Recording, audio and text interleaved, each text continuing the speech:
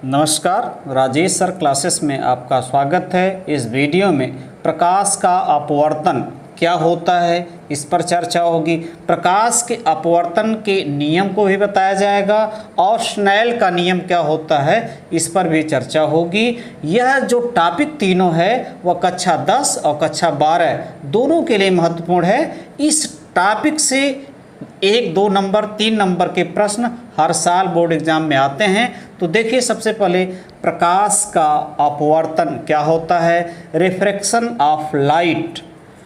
जब प्रकाश किरण एक माध्यम से दूसरे माध्यम में प्रवेश करती है तो वह अपने मार्ग से विचलित हो जाती है। विचलन के इस घटना को प्रकाश का अपवर्तन कहते हैं।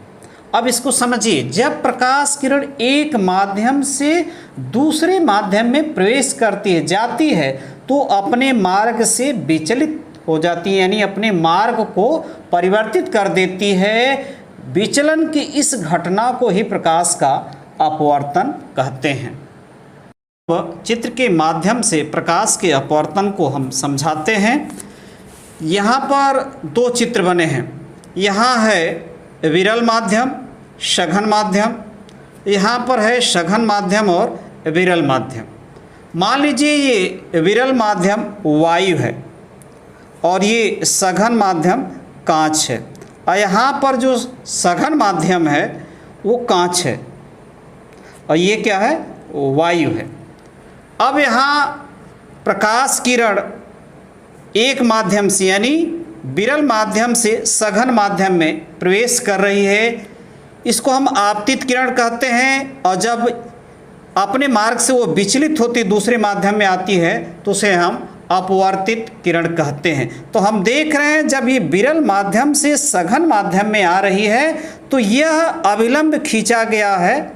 इस दोनों के सम्मिलन बिंदु पर अभिलंब खींचा गया है तो वो अभिलंब की तरफ मुड़ जाती है, यानी अपने मार्ग से विचलित हो जाती है, अपने मार्ग को बदल देती है। यदि सघन माध्यम से विरल माध्यम में आएगी तो वह अभिलंब से दूर हटती है।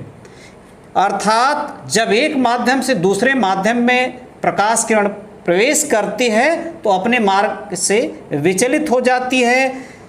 विरल से सघन में आएगी तो अभिलंब की ओर मुड़ जाएगी, और जब सघन से विरल में आएगी तो अभिलंब से दूर हटती है। इसको हम कहते हैं आपतन कोण।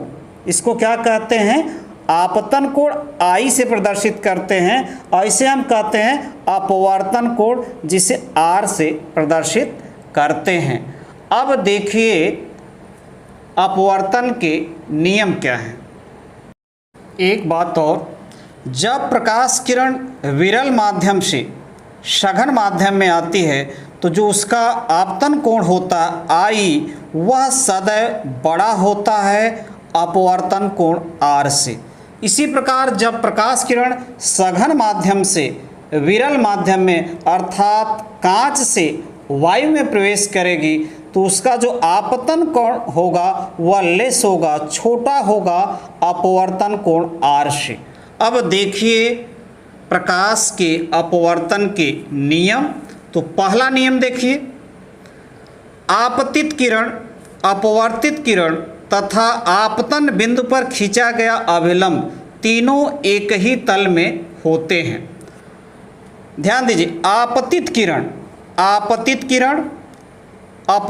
किरण तथा आपतन बिंदु, ये आपतन बिंदु खींचा गया अभिलंब तीनों एक ही तल में होते हैं। तीनों का जो तल होता है एक ही तल में। जैसे यहाँ कागज का तल है, ये कागज के तल में ही है आपतित किरण, अपवर्तित किरण तथा आपतन बिंदु पर खींचा गया अभिलंब तीनों एक ही तल में होते हैं। यह है अपवर्तन का पहला नियम। अब दूसरा देखिए, किन्हीं दो माध्यमों तथा एक ही रंग के प्रकाश के लिए आपतन कोण की साइन तथा अपवर्तन कोण की साइन का अनुपात एक स्थिरांक होता है।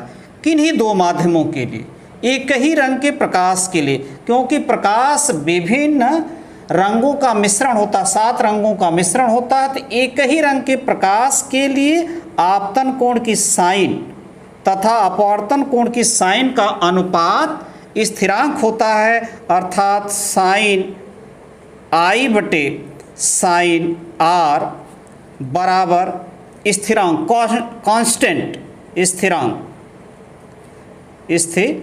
कांस्टेंट नियतांक होता है। इसे ही हम स्नेल का नियम कहते हैं, यानी प्रकाश के अपवर्तन के द्वितीय नियम को ही हम स्नेल का नियम कहते हैं। इस स्थिरांक को n से प्रदर्शित किया जाता है और इसे एक माध्यम के सापेक्ष, पहले माध्यम के सापेक्ष दूसरे माध्यम का अपवर्तनांक कहते हैं। इसे हम स्थिरांक को n से प्रदर्शित करते हैं, इसे पहले माध्यम के सापेक्ष दूसरे माध्यम का अपवर्तनांक कहते हैं। यही है स्नेल का नियम। यहाँ पर यदि हम I का मान बढ़ाएंगे तो उसी अनुपात में R का मान भी बढ़ेगा, तभी दोनों का अनुपात स्थिर होगा, कांस्टेंट होगा, जिसे हम पहले माध्यम के सापेक्ष दूसरे माध्यम का अपवर्तनांक कहते हैं। नमस्कार।